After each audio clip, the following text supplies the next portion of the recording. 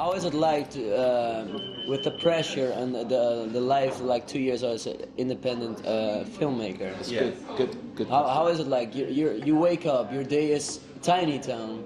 You sleep, your dreams are tiny town. Tiny dreams. Tiny dreams, tiny days. I mean, how is it since you started with this whole thing? You said it was 2 years that you've been working on this. Filmmaking is so engaging. You know, it takes all your energy into that. Vision.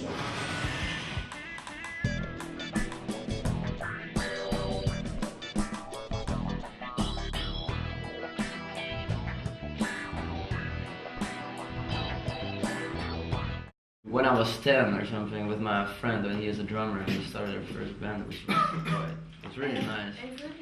And we were like inspired by the Rolling Stones, and Creedence Clearwater Revival, and after that we just had a band, started doing small gigs everywhere, and it's the only thing we always wanted to do, and he's doing it in Rotterdam, and I'm doing it here. But Gilbert and me, we met in Krakow as well. We at some kind of concert of a French guy called Simeon.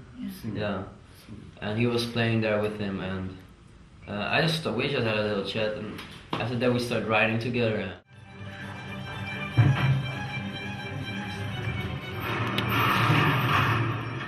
With filmmaking, unlike sort of writing songs and stuff like that, you have to kind of get these transformations. So like from that kind of quite sort of frightening, adrenaline-filled sort of string section, we're kind of doing a bridge where it goes to the title music and it thins out as a texture, and it goes into the next scene.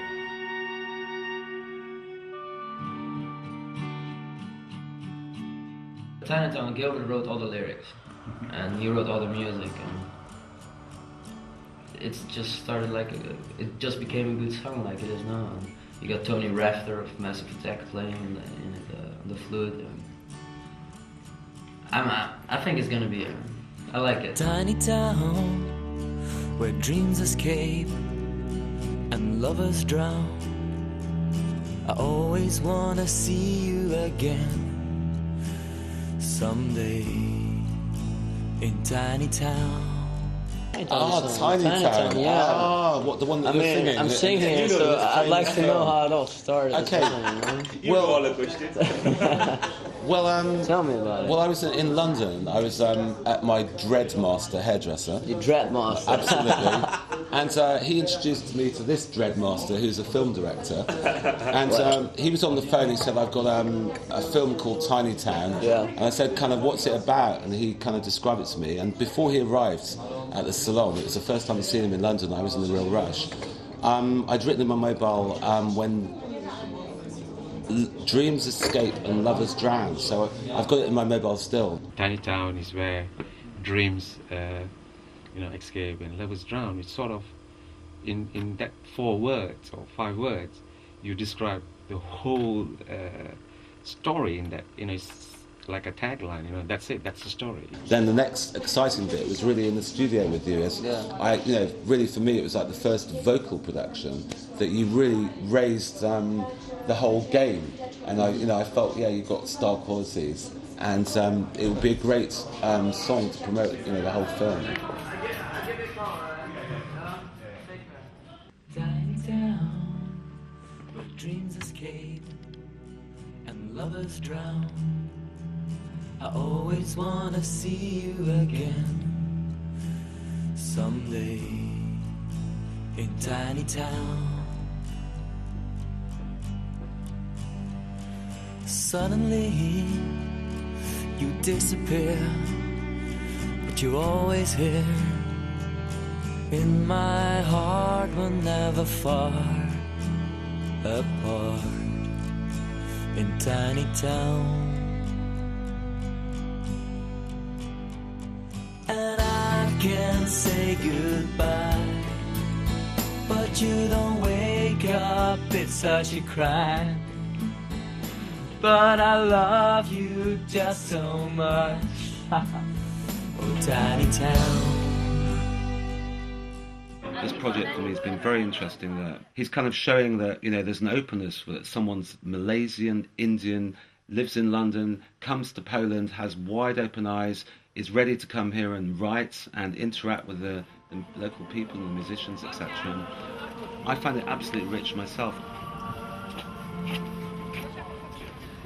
Most artistic city in the world. I've been to many places, Kuala Lumpur, India, but I have never seen so much art in the public. This is the first place for me in Poland and Krakow, and this is the place, Kolore, that had my first coffee.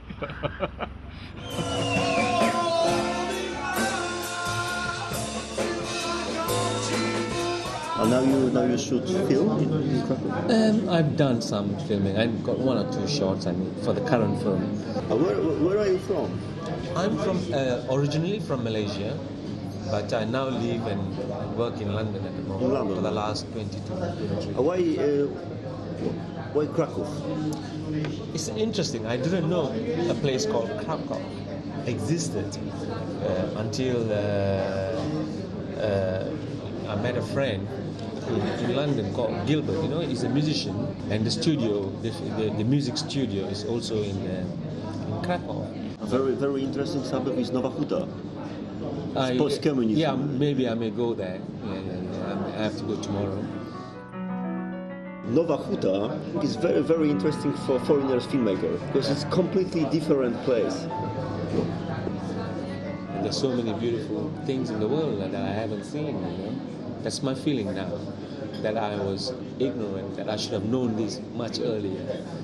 A place like this. I always wanted to see how they look, so I saw them today. I think one of the great things about Krakow is that you can just walk to places or go on a bicycle and you don't waste an hour or so on the tube. And somehow people are disconnected in these big cities like London. And I think maybe 20 years ago there was more of a chance of these chance meetings, and certainly in the 60s, people like Paul McCartney, I mean, he was into theatre, he was into art, John and Yoko, they were doing like Fauvis movement, and everybody was like, networking and interacting, and I think that's been lost in London. It's become very corporate and account driven, and I think there's an enormous potential. You've got human potential here, which is, I think, the biggest resource that one can have, and I think that's getting lost in a lot of big cities. They call you? No, this is by accident. You are here by accident. By accident.